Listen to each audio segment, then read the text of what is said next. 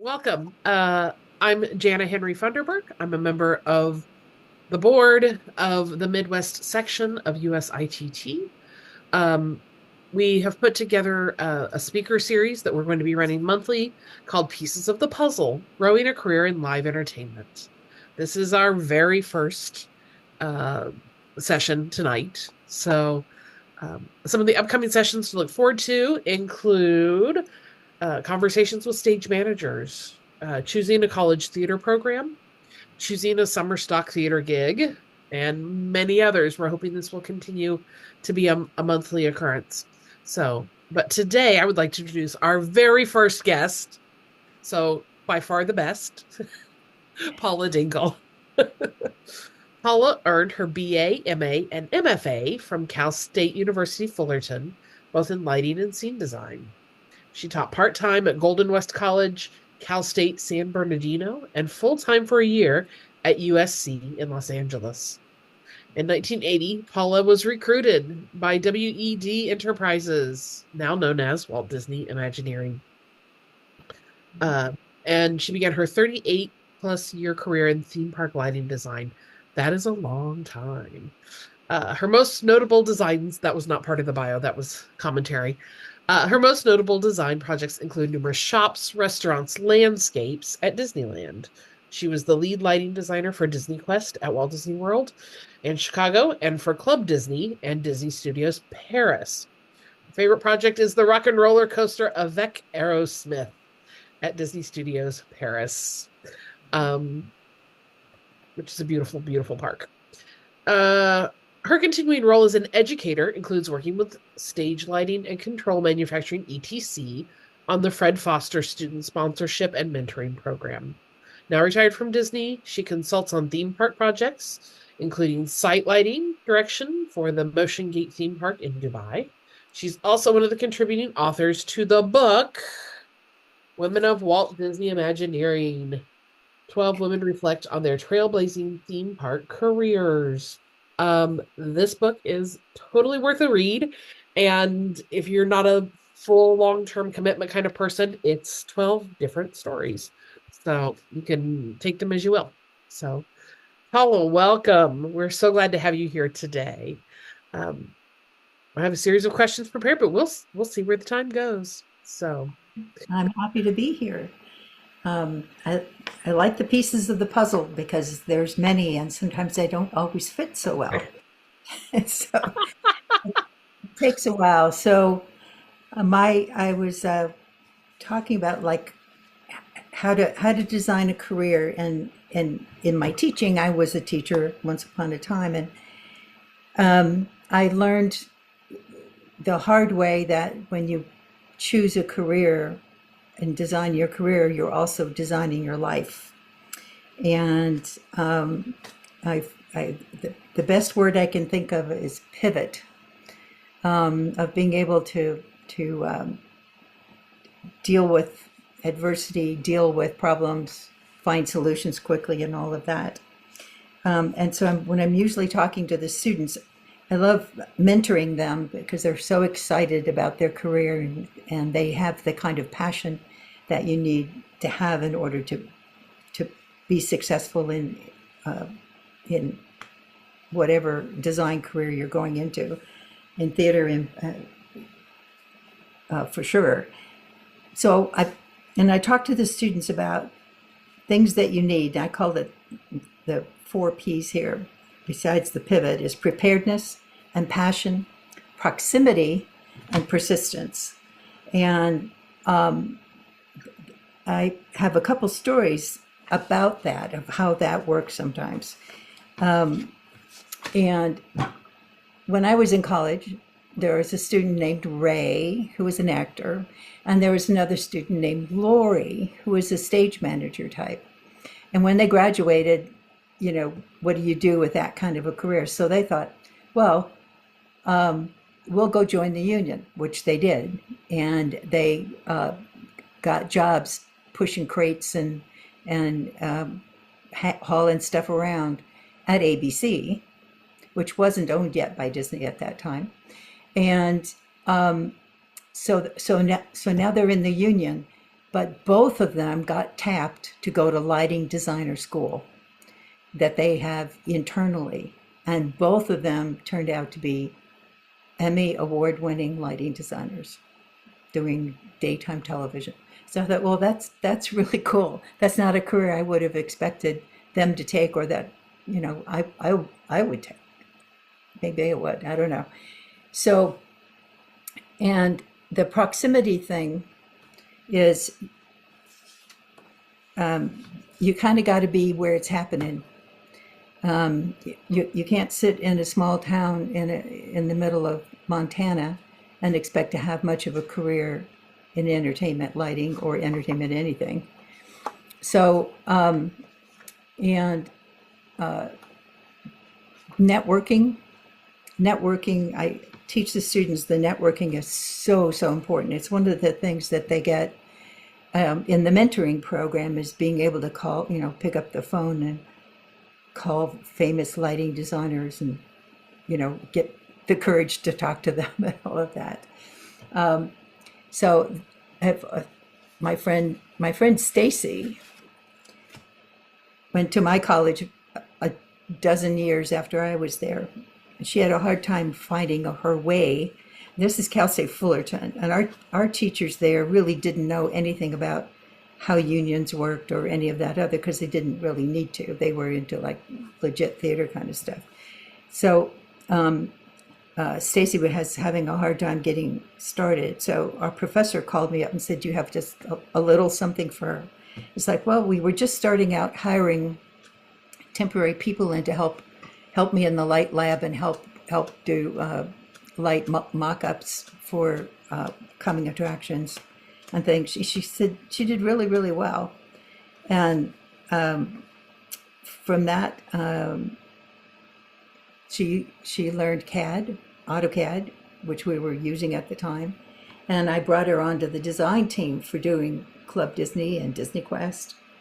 And the time came when, we were dissolving those projects. And she went and got a job at Light Switch for a while, which is in Chicago, very famous group. And then she changed jobs and went to upstaging in Chicago.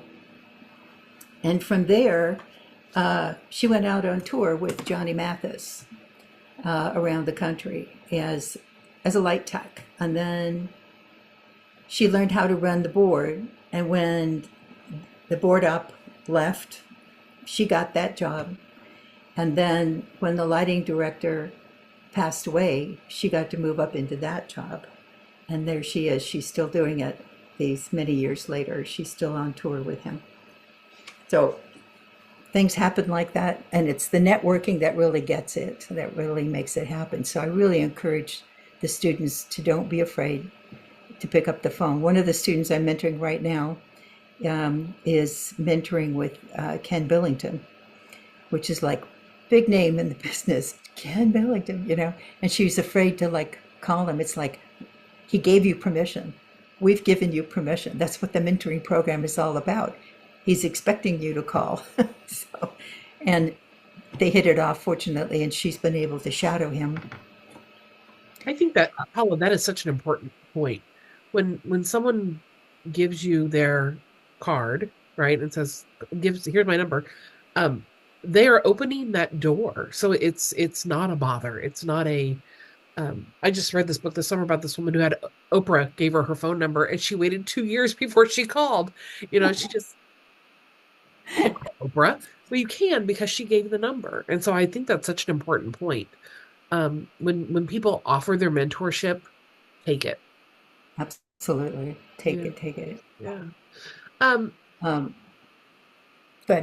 oh, so I have a question.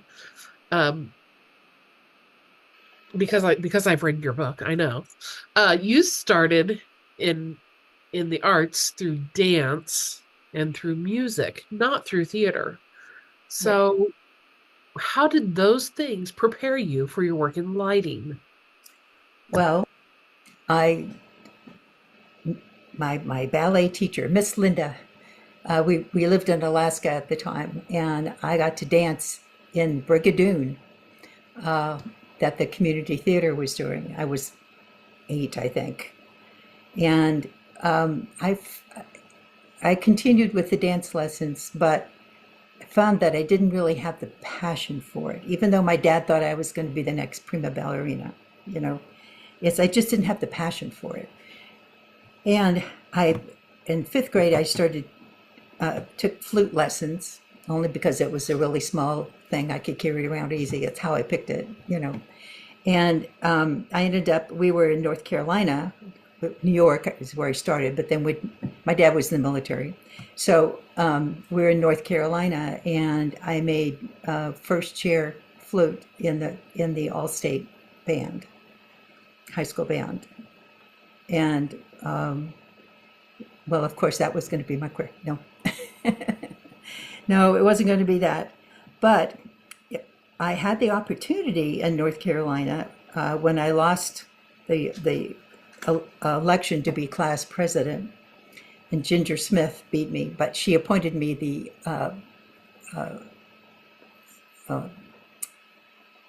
commissioner, I guess you would call it, commissioner of the theater. So I had the access to it. So I went backstage, and there's this lighting console, the old Luxtral, you know, with the old, right, auto transformer dinners moving back and forth, strip lights all across the bottom of the side, strip lights across the top. And I just was like mesmerized, mixing the colors and playing around with it and the intensities and going in front of it. It was just so much fun. I mean, and I had no clue that would have, you know, put me on a career anywhere, but it must have stuck in the back of my mind anyway. And when I finished high school, I didn't know what to do. But I went to junior college and thought, well, journalism, I'll be journalism. But I happened to see a flyer up on the bulletin board where they wanted dancers to audition for a show called Half a Sixpence, a musical. And I got cast. And when you're cast, of course, on stage, all the actors, you also have to go backstage. And so I'm backstage, and they said, well, okay, all the girls go to the costume shop, all the boys go to the scene shop. And I went, can I go to the scene shop? Oh, sure. You know, and they said yes. Well, then I got to learn how to use the tools and swing a hammer, and eventually got around to hanging lights and focusing and learning how to run the console. And that I was totally hooked. I was completely, absolutely, totally with my people, with my community. It was exactly where I knew I needed to be, is with all of that. Yeah, it's that coming home to a home you didn't know that you were missing. Yeah, yeah. And I put one summer with the PCPA in Santa Maria, and the next summer I thought, well, I'm going to work that hard. I should really get a job with money. So my roommate was Erica, and her dad was producer at the Music Circus. Young, his name was Howard Young, and so I got the job as the prop mistress. I don't know why, but I learned a lot about lighting just being around John Smith of Sacramento Lighting, watching him light shows and focus and everything. The one that really, really got me, where I decided this is what I want to do. I want to do lighting for my career, was, and I can't remember if this is in the book, but we were doing Man of La Mancha, and Don Quixote was there fighting his dragons, and John had put a light this direction and a light this direction and a light, you know, so that they crossed just the right place, and you had the shadows on the floor. It's a theater in the round there, right? So you had these shadows. So whichever way he turned, there were 4 shadows moving every way he went. And he did it perfectly, the actor did. And it's just like I could not get enough watching that. It was just like magic. It was magic for me. And that was it. So then I transferred to Cal State. Well, I did another spring semester there, or summer at Music Circus. But then I went to Cal State Fullerton and completely immersed myself in it. Totally. Yeah. I just listening to you talk there. I love that story because I can almost picture that moment, that actor turning in the light. So that's really um, The, the actor was Robert Horton, if you remember the wagon train okay. Yeah. at McCullough, the scout. Okay. Yeah. That's funny. Um, Yeah. two things that you did right, right? You said yes to doing something that maybe wasn't in your wheelhouse. You're like, yeah, I'll go do props. It's an took an opportunity that Yeah. might not have been, you know, if you're and said, yes, I'll do it and I'll figure it out. Yeah. And I'll learn as I go. Um, I we don't did. we don't have to be the master of the subject, right, to work in the area. And then I heard you say that you were watching the lighting designer, just observing, just being present in the space, which I think is harder and harder to do in this age for students, is to be present and to be an observer. Um, and that's when you have those moments sometimes, is when you just learning by watching others do their art. Yeah. So so and it set you on the path. It So did. Did. When I was in college, we had guest actors come in, and I wish we did more guest designers, but we had guest actors, and we had Monty Markham play um, uh, Hamlet, and uh, and I was stage managing that, and I learned through the stage managing. I stage managed Billy Budd for Donovan Marley and a couple of things like that, and I found that the dance and music, you asked to go back to your original question, that the uh, music has a rhythm and it has a pacing to it and all of that, which so do plays and musicals and theater, where it really helped me. Besides being able to read music, if I was doing lighting a musical, it helps to know that. And the dance too, it was the same thing of being able to understand the the pacing and the highs and the lows and the to be able to listen to the music and feel what the dance is going to do in this moment, yeah. I think is not necessarily a skill that everyone has. Yeah, So I encourage the students to learn to read music, to play an instrument, learn how to do it, because it'll come in handy. And the music has builds up and crescendos and lows, and just like acting does, so that you know big scenes and that backs down and yeah.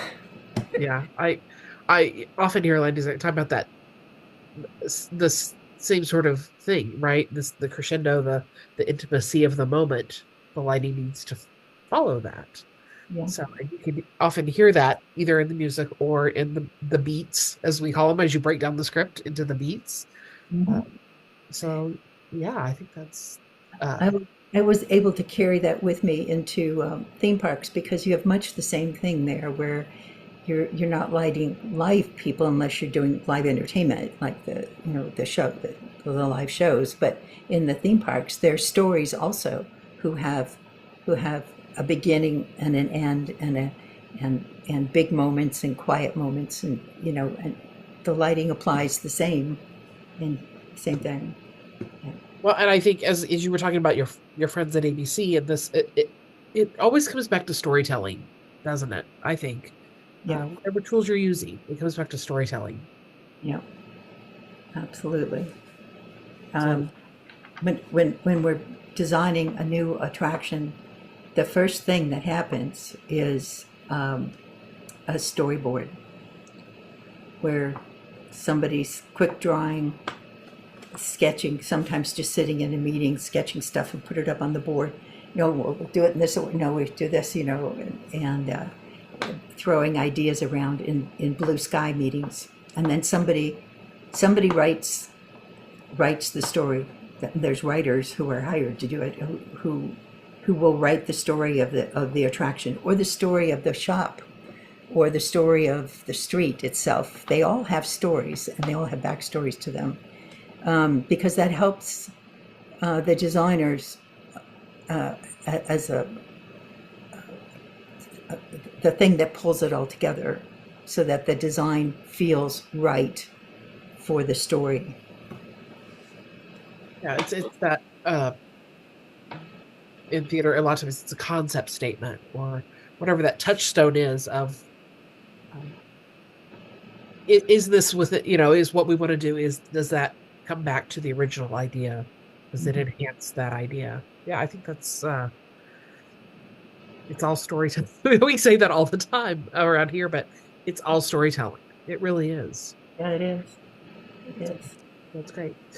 Um, so you began your career teaching, and then you moved from the university Yep. to WED Enterprises. Yeah. You talk about that transition from academia into a corporate Yeah. situation.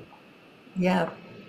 Um, I finished my grad school and became a mom, and that's that really throws everything, out of kilter sometimes. Like, so that's why I was teaching part time, because I'd already finished my master's degree, and I was teaching part time so that I could keep working and have daycare for my son, and and then our brand new MFA program was approved, and I was working part time at the university too, um, in tech direction, and um, I wanted to get my MFA degree. I liked school. I didn't know what else I was going to do, but it's like I get to design some more. So I got into the MFA program and got divorced too. And so right after grad school, I I got the job at USC. And I loved teaching. I loved the students. I taught undergraduate and graduate lighting courses. I managed 3 theaters, a staff, and yeah, that was a lot. And tried to be a mom, and it was really hard. It was a lot of work. I designed lights for the opera, for the music department, and supervised the students designing shows also. So anyway, I saw an ad in Theater Crafts magazine, which is now Live Design, and Theater Crafts. There was an ad for building a better mouse, and it's like, building a better mouse. What the heck is that? What is WED? I never heard of WED. Well, it's Walter Elias Disney, but it was Disney, so building a better mouse. And I sent them an application, and I got a thanks but no thanks. That was in like November. And got the end of the school year, and I was trying to figure out, what the heck am I going to do? I can't keep doing this the way it's structured. It's just not going to work. I was making $1,000 a month. Ah, I know. That was 1979, 1980. And so I got the no thank you letter. So it's like, and it was June, and I got a phone call. I think it was the end of May. A phone call saying they'd like you to come in and interview. It was like, okay. I didn't know what for, but of lighting, of course. But like, I'd never even heard of WED before. So anyway, I went up to Glendale. I was living next door in Eagle Rock, so that was easy. I just drove over 5 miles to go, and interviewed. And they, it was nice, it was good, and all that. And they said, no thanks. They said, no, not at this time. Well, towards the end of school, and it's like, I don't know what I'm going to do. They called me again and asked me to come in for a second interview. And I interviewed, and I interviewed with Rolly Crump, famous designer for Disney, and uh, a week later I was an Imagineer, just like that. So it's like, whoa, very cool. I was hired specifically just to help at help the maintenance people down at Disneyland to keep the park looking good. It was getting a little shabby, Hmm. and make the park look good while everybody else was off doing Epcot and getting Epcot ready to open in 1982. So this is 1980 when I was hired. So I packed up and moved to Anaheim and packed up my kid and off we went. And it was great. It was every day going in the gate. I was smiling because I was around such a beautiful place and great people, and I got to go, and I got to get like walk through Pirates of the Caribbean and the Haunted Mansion and Small World and all these other places. And part of my job was to ride the rides and take notes on like the lighting, like did it need some fixing up here and there, and how's the black light. I got to learn all about things like black light, which Yeah. in theater you don't use it very much. Got to learn how to I I took classes from the local IES chapter, uh, it and took classes in, so I understood the electrical, so I could understand ballasts and that kind of thing for normal landscape lighting, which Right, you because never there's a whole other, this is moving beyond whole theater different thing. But pictures. Right. yeah, yeah. So it was a wonderful experience. I loved it a lot. Yeah. That's really cool. Um, so as you've worked on a, a number of projects, um, amazing projects, I would say, in your career, and doing it as a single parent, can you talk about the choices you've had, some of those choices you've had to make? Yeah, I had to turn down some projects that would have taken me, you know, 2 or 3 months somewhere where I couldn't take my kid with me. Yeah. And he was 6 when I got hired, and um, he wanted a job selling popcorn. That was his thing in the park. So I took on projects that were U.S. based, like Club Disney and Uh-huh. DisneyQuest, that didn't require me going overseas until Paris Park opened, and then I was supposed to go over for 5 months because they were ready to program the show, which was a duplicate of something I had just finished at Disneyland, right? And it's like asking David, like, is it ready to program? Oh yeah, yeah, yeah. I get over there and it's like, No. no, the set's not in, the lights aren't in, nothing. So I ended up being like a project manager, getting this thing ready to program. And um, it's more than 5 weeks, and we got into like about 2, 3 months. And I finally went into the project manager for that part of the park, and I said to David, I said, okay, David, I've been here a long time. My ex-husband can't stay at my house anymore. He needs to get back to his own career, and he can't take care of our son so anymore. So I need to go home, and you either need to send me home or send me my son. And they had my son. They got him a passport and a plane ticket, and they put him on the plane to Paris in 3 days. Oh my goodness. I didn't mean it when I said send me my son, but Right. Like, I didn't know that was actually an option. well, he was 17 at the time, Okay, well, so it's like he wasn't so little, but uh-huh. so I still had to go to work and everything, and so he's a 17-year-old unsupervised in downtown Paris. What could go wrong?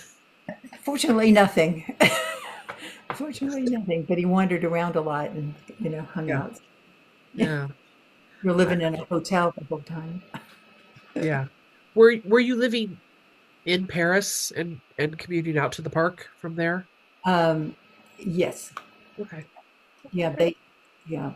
So the when the second park was happening, and I was the lead designer for that one for lighting, and that one I chose to uh, live in a little town like 10 minutes away from the park rather than commute because the traffic circles in Paris, and it's Right. really stressful. It's much easier because I knew I was going to be doing a lot of night work focusing at lights and things. So I just chose to be living in a little village outside of Lagny-sur-Marne on the Yeah. Marne. Yeah, yeah. Yeah. Um, that's a beautiful, beautiful, beautiful park. Yeah. Really is. That's the Disneyland Paris is one of the most. It's probably the most beautiful. I Al- I I mean, I haven't done them all yet. I've only done three, but Although uh, Shanghai comes a good second. does Shanghai it? is gorgeous. Yeah. I gotta get it. I gotta go. I guess that's gonna be next on the list. So, um, yeah. As I would say, as a woman working in a traditionally male-dominated field, uh, and pick whichever part of that you want to pick. At the time you came into entertainment design, for Disney, a lot of men working in that field. Lighting is traditionally a very male-dominated field. Um, what have been some of your challenges that you've experienced Huh. as the first woman doing some things? Well, right off the bat, what just getting hired, one of my it was predominantly male, right? And a guy named Michael uh, said to me, Disneyland, yep, had to be a woman in that job, with the implication that I was going to bat my eyes at the maintenance guys, and get them to do stuff for me. It's like, oh, we'll start with that. And then working, I mean, the maintenance people were fabulous at Disneyland. They really were amazing and not the least bit condescending. And, I was able to teach them some things I knew, and they were able to teach me things. And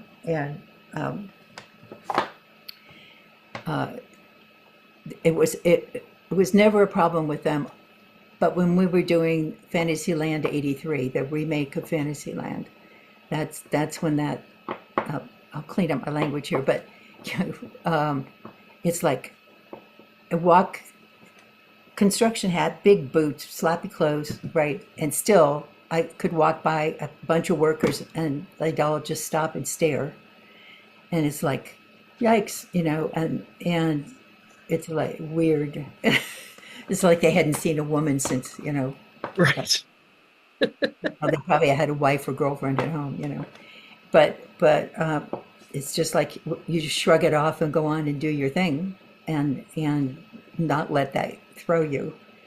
But it did get a little frustrating, and Disney has really strict rules about it. Like they had to keep their T-shirts on, and on site. They Uh-huh. couldn't smoke on site. There's all kinds of things where they couldn't talk to the guests. They couldn't interact with the guests. We designed construction fences and mounted lights on them so they blend into the kind of like the scenery, to try to keep a distance between, so that it didn't spoil the guest's point of view of the park, so they didn't see all the dirt and concrete and I things all torn up, you know. But it got a little frustrating, and that the electrical contractor, the foreman for them, took me aside and said, because I had expressed my frustration with him, and he said, when a, let me tell you, he said, this is how it is. When a man comes on the construction site, it's assumed he's okay until he screws up. And when a woman comes on the construction site, they assume she's a screw up until she proves otherwise. So it's a you know Yeah. a, a tough challenge, but it it worked. It was okay. I kind of laughed it off most of the time after that, just sort of like, when somebody say you can't do something, which is kind of my whole life, you know, you're a girl, you can't do this, you can't do that, and my usual answer is, hey, just watch me. So yeah. Yeah. Um, you talked about in you talked about um that some of that dismissal of you as a woman really came from within I said our own community. Not as much even the construction workers, but going to LDI and not having vendors take you seriously. Yep. Yep. I walked in with my assistant, and there was who's male, and we'd go into a booth to talk to a vendor, and um, they'd go right for him, and he's 20 years my junior. It's Mhm. just wow. And you just have to assert yourself, have your business card handy, the one that says senior lighting designer or principal lighting designer. Right. Be able to say, hi, I'm Paula Dinkel. I have a project. I'm the lead designer on a project or whatever. Try to assert yourself. And yeah. And, and, I and imagine after they talk to you for a minute, they very quickly know that you know what you're talking about. yeah, yeah. Particularly when they say, well, we've got this project, it's a whole new attraction at so and so and so. Ooh, you Oh, know, uh-huh. so How can anytime we help? your eyes light up. Yeah. Um, Talking a little bit about other attractions and other we talked a little bit earlier about your work on Motion Gate in Dubai. Yeah. We talk a little bit about that project. Oh, that was fascinating. Well, Pat Gallegos was a Disney lighting designer. We started the same day in 1980, and same orientation class, and we've been friends ever since. So when I was finishing up work at Shanghai, trying to get the park open, he was contacting me saying, "When are you coming back? I need you to go to I need you on a project." And well, I'm not ready yet. Well, I need you to come back. I said, where's the project, Pat? Dubai. It's like, what? What? I didn't know if it was safe to go to Dubai or, for women, and it's perfectly safe. And as it turns out. And so I was able to go on site and be a lighting director for uh, the plot, the design that he had produced. So I was there just to call focus for the rides and choose colors, that kind of thing. Choose gels. Yeah, I that's taught them how to make fireflies. There was fireflies that's supposed to dance around. I taught them how to do those. yeah. That sounds like a fun project. Um, which do you prefer? Do you prefer a project that you start from day one blue sky and carry all the way through, Yeah, or do you I like the would. Oh, come in? yeah, yeah, yeah. I'd like to go all the way through. Okay. Although going to Dubai was kind of a kick because um, he'd already done all the really hard work, the paperwork and all that. The tediousness of paperwork is. I was kind of over that, by that time. So it was fun to just get there and every day just work with a really nice crew and a very, very international crew, and very international lighting or well design team in general. And there was no issue at all with you. You had Sikhs with their head covering and the hard hat on top of it, and they were just as sweet and polite as could be. And I had none of the issues that you might expect, and none. at all. Great. That's that's great. I love I'm that. still friends with people I met there, you know. Yeah. Um, okay. I have to ask, what is your favorite project you've ever worked on? And conversely, what is the most challenging project that you've ever worked on? Both ends of that.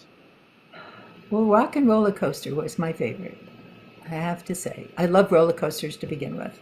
So Rock and Roller Coaster, Avec Aerosmith. Yeah.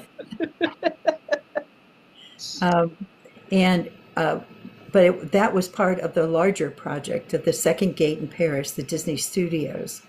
And that was my favorite one because I had the opportunity to bring along and lift up two women who had worked with me over the years, who went with from Disney Regional Entertainment, Club Disney, to Disney Studios, to DisneyQuest. Yeah, they Right. that would be Laura Yates and Tracy Eck, and it was my opportunity. It was a smaller park, and between the three of us, I did one land, and each of them headed up a land, so we were able to focus. And we had assistants working for us that were both male and female, and I was the first principal female to lead a lighting team for a whole new park. And Tracy and Laura's over there now doing leading the Frozen land that's coming, the redo of Disney Studios Park. And Tracy became art director for all of Disneyland Paris, all the parks. Great. And sorry, what year was that you became the first female principal director? 1997. Yeah. Yeah, 1997. You know, It feels, so I mean, it just feels so late, but it's yeah, it took what, 17, 16 years to get there. yeah, And the other, like the guys, they were making principal lighting design by 8, 10 years. yeah, Yeah. yeah. Pretty pretty incredible. Um, but thank you for sharing, and also thank you for bringing other women up with you. I think that's important. So, um, and look at the careers that they've moved forward in. I think that's pretty incredible. So, So there's a lot of opportunities in theme parks, and there's technology that you don't usually find in the theater, so you're exposed to all kinds of new things. The chance to work internationally, which was great. It was great fun. and they're not going to stop anytime soon. So, Yeah. just as we see the things that came out of D23 this year, right? Yeah, a New lot of new stuff. Yeah. A lot of new stuff. Yes. I chose early retirement when I turned 55, and uh, many years later, several years later, I got David called my former coworker, who was then head of the department, called me up and asked me to go to Shanghai for 6 to 9 months, come back to work, basically. And it's like 6 to 9 months. He says, "Yeah, things behind schedule. All the whole lighting team is up to their ears trying to finish drawings and stuff, and they need experienced person, boots on the ground." So it's like, well, I can do anything for 6 to 8 months, 6 to 9 months. So I go over there expecting I'm not sure what, I'm supposed to be doing, but I get there and it's like dirt. It's just dirt. Oh, they were behind. Yes. Yeah, they were still cleaning the dirt, and they even hadn't even gone down to do basements or utilities or anything. Wow. But I spent a lot of time just talking to the uh, architectural firms and hanging out in the offices, and that kind of thing. But it also gave me time to get on a plane and go to take a river cruise on the Yangtze River and go to uh, uh, well, to I want to say Mallorca. That's not right. But to Hong Kong, go to Japan, go to Korea a couple times. To travel around are things that I probably wouldn't have been able to do. Yeah, Just say yes. absolutely. There Just you say go. yes, and good Give things it. will follow, right? Give it. Whoosh. Yes. Yeah. And Yes, yes. ultimately, how long were you there? 3.5 years. Yeah, I know. not 6 to 9 months. Yeah, 3.5 years. But what an incredible experience too, to be able to work on a park from the ground up, is what I was gonna say. Oh, absolutely. Literally. Yeah, literally from the ground up. Yeah. I mean, and if you ask an Imagineer, like, what's the best thing? Oh, go into the field. They live to go to the field because that's where it happens. And before then, it's all theory and ideas and Right. paperwork and the grind of doing all that kind of stuff. Sometimes it's exciting to see it all happen and to see a castle being built, or it's like and seeing the lights go in and it's just amazing. Planting trees and fountains and then we get to light that kind of stuff. Yeah. Yeah, that's and I can imagine how that the it becoming reality really puts that fresh energy into the project that you need at that point Yeah. to carry it over the line. So, and of course they're never done. That's the you know. I know they're always adding an attraction or rehabbing an attraction or Yeah. fussing it, enhancing Yes. it Yes. or Yes. changing it out altogether. Yes. Um my colleague and I teach in Disney class, and I just it tickles me to say plussing because anytime anything is just a little bit better than it could be, or like you thought it was good, but now it's better. We always say plussing, Yeah. just that little extra uh, good thing on top. Um, the last question I want to ask you today is, so you started as a teacher, and now you work with the ETC's Fred Foster mentorship program. Yeah. Still Yes. teaching.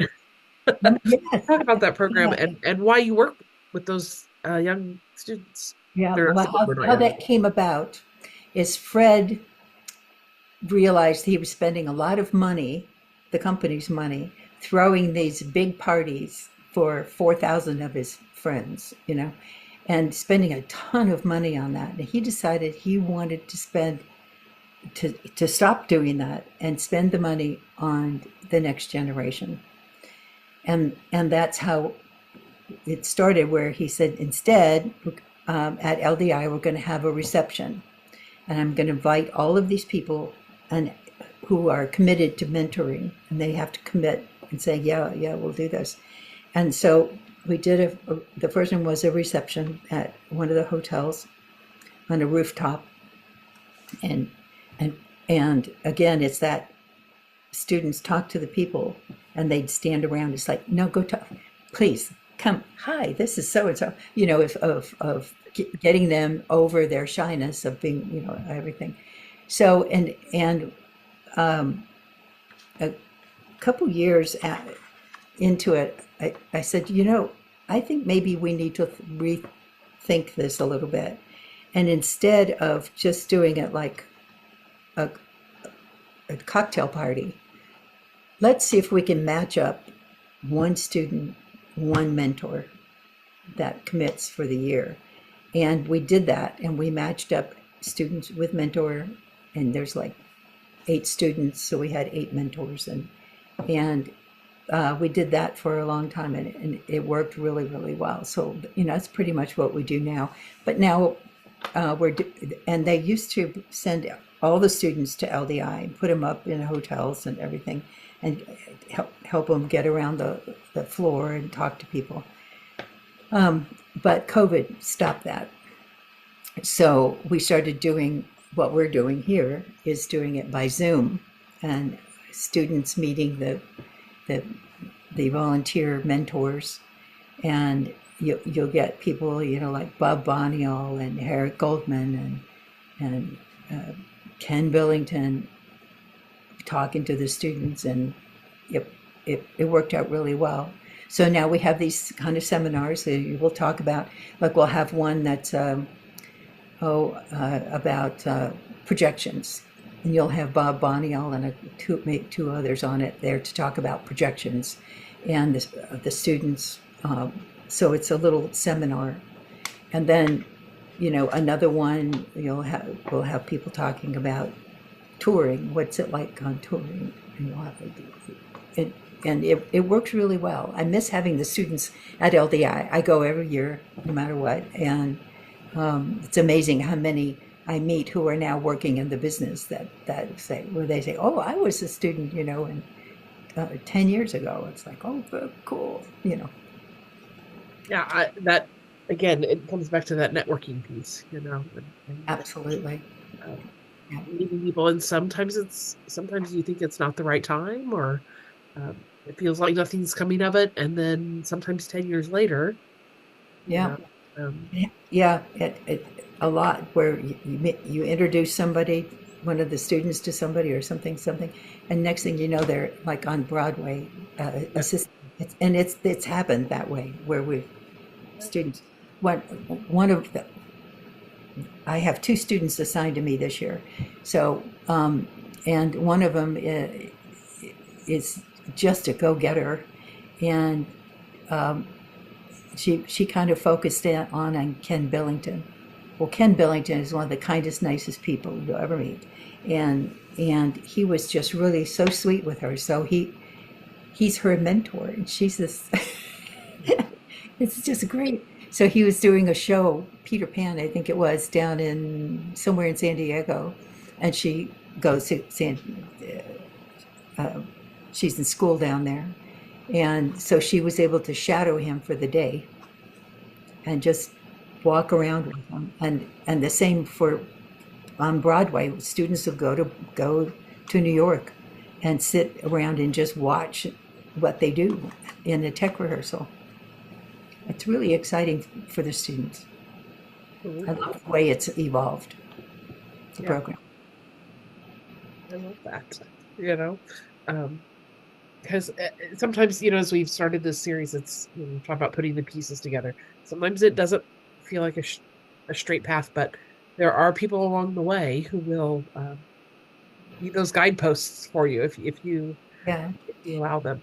Yeah, and the students, and we explained to them, it's like somebody helped us up, somebody lifted us up along the way, somebody helped us, somebody gave us some good advice, or introduced us to somebody, or gave us a job, or something like that. And right. we care about the next generation, and we want to lift them up. So that is your permission, students, to take advantage of it, and it's all up to you. Fred called it the brass ring. If you remember on carousels they used to have the brass ring. If you could grab it, you got a prize. And the first time out at every new group, he would tell that story about the brass ring. He said, "And you're here, and you have just caught the brass ring. So now use it." Great. Yeah. I would just remind anyone who is listening. That Fred Foster Mentorship Program is open to university seniors and graduate students. Right. So look for those calls when they come around, and take advantage of it. And even if you think, "Oh, I'm just a undergrad," or whatever, it's always worth taking that chance and applying. So. Absolutely, and the next group will be, it'll open up in the spring, where ETC will announce they're taking applications. And then the program goes over the summer. The seminars are over the summertime, when the students are more flexible, they have more time. and then they're matched with their mentor during the school year, so where they can ask them for letters of recommendation, they can ask them to look at light plots, they can ask him, well, how's my drafting, and get a good critique out of it. Yeah. Yeah, there's a lot to be gained there. Yeah. Well, our time is up.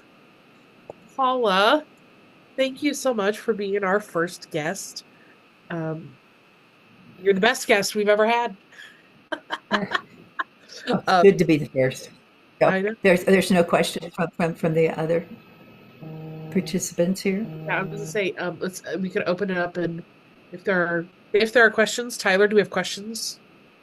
We've had 0 questions so far, but if anybody wants to hop onto that Q&A and ask one real quick, it's there, and I'm watching it.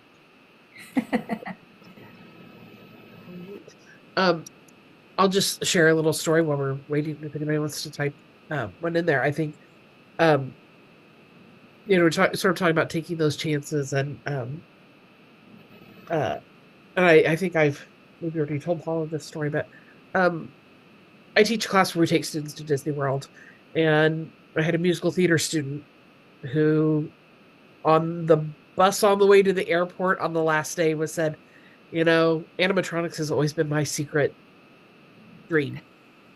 Ooh. And I said, then do it. He's like, why not you? Right? And so he signed up for the college program after he finished here, and did the college program, and just, confirmed his love that that's where he wanted to be. And then started an engineering degree at UCF. Yeah. Because he recognized there was, as a musical theater performer, there were skills he was missing. And so he started into that program, but also took every opportunity that came his way to listen to people speak about their work, to learn more about how that process works, using those, the mentors that were coming in front of him. He was using those. And I mentioned to someone that I know there that, he heard you speak, and now he's doing this. And he said, have him come meet with me. And so I told him, said, Flounder wants to have a meet with you. He said, I can't meet with him. You can meet with him because he has opened that door. He has said, he would like to, he's giving you his phone number, right? You can do that. And now, here he is, 5 years out of school. He's working on animatronics. Wow, that's wonderful. So, yeah, you can do this, folks. It may take some work in it, but it also takes that saying yes to the opportunities as they come and figuring out how to make it work. Sometimes that means shipping your kid to France. Yep. All right. It looks like we have some questions. Hey. We do. Do you want me to read them off, or do you want to read them off? Go for it. You can read them. Go for it. All right. So the first question we've got is: beyond a degree in technical theater, is there any training that you would recommend for college students who want to work for Disney?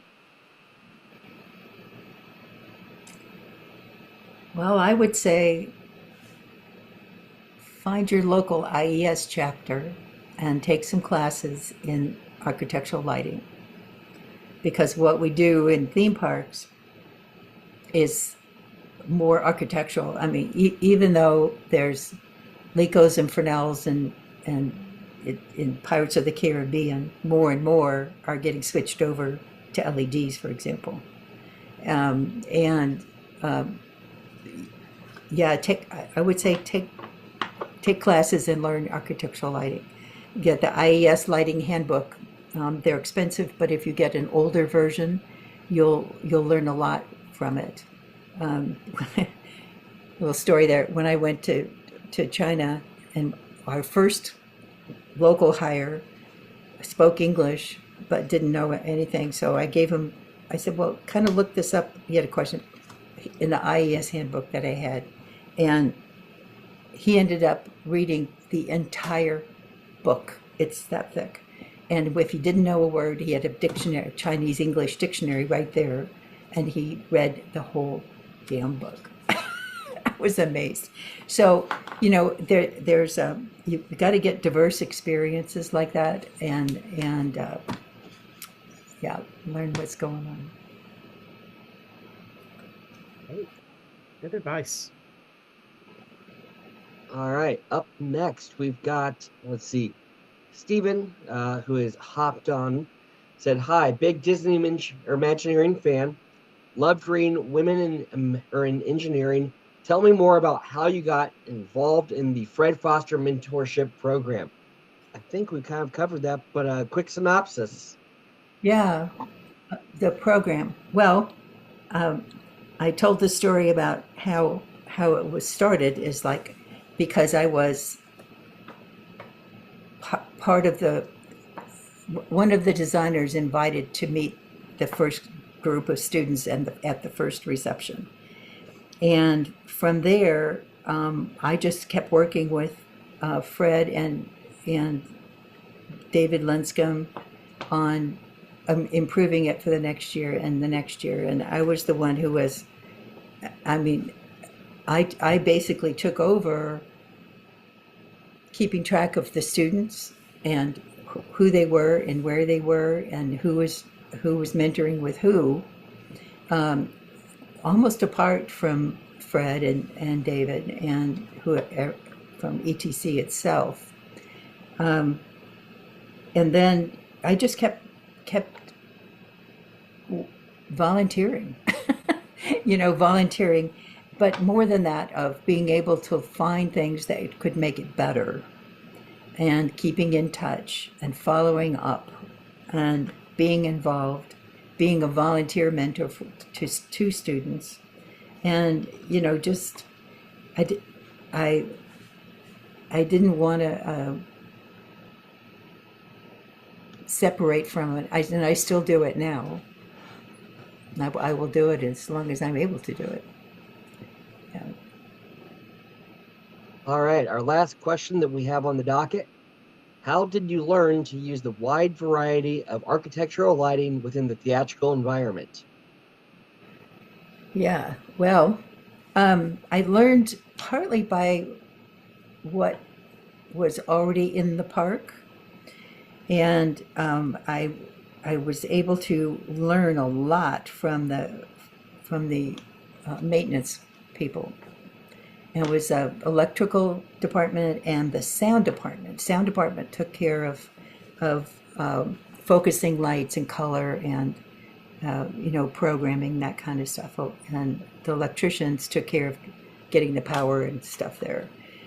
And so I learned from what was already there of asking them how this works, how that works, and learning how like the control cabinets worked. I found the controls fascinating, like all the flickers in the haunted mansion in the entry hallway in the chandelier. Well, how the lights flicker, how does that work? Well, it's a PLC cabinet. It's like, what the hell is a PLC cabinet? So I had to learn what that was, and because it's not something you would normally find in the theater. And they used a lot of fluorescent lights. They did like strange things with them, to like blue filters on them, and then put black electrical tape across it to soften it, so it wouldn't like wash out the scene. It was, and I learned about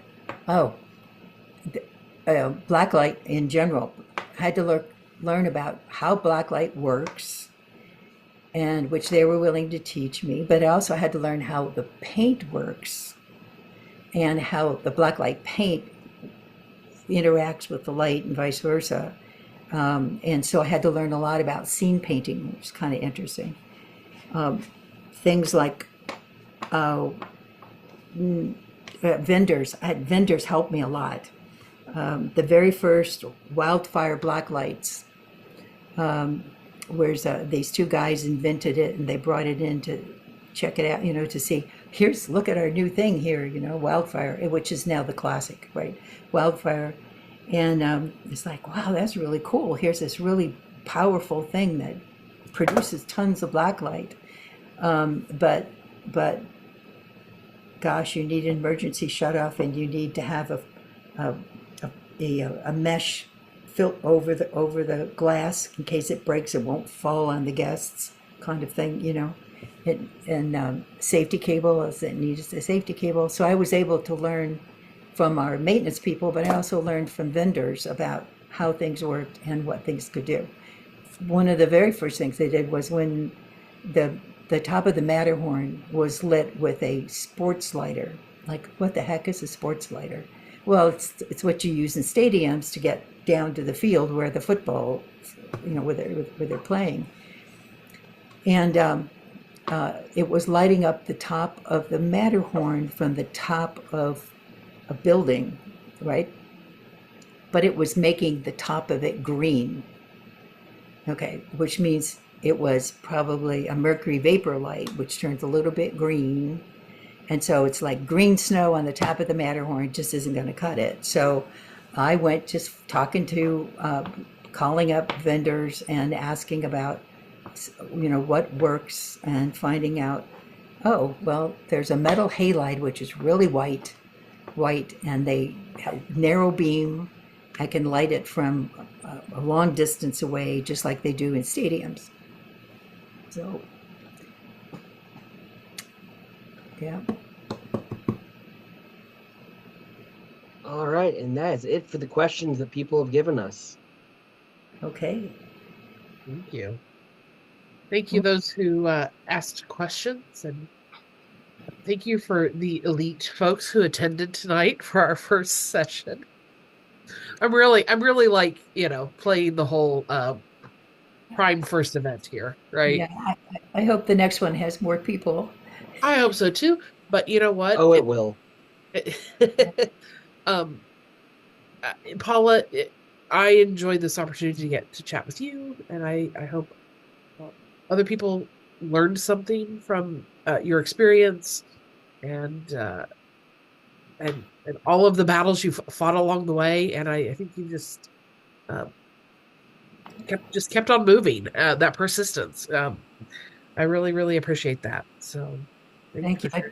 I'd be happy to do it again for students. Thank you. we will, yes, we will attempt to get more students next time for sure. So. Okay. Well, thank you. Thank you so much. Thanks, everyone. Have a good night.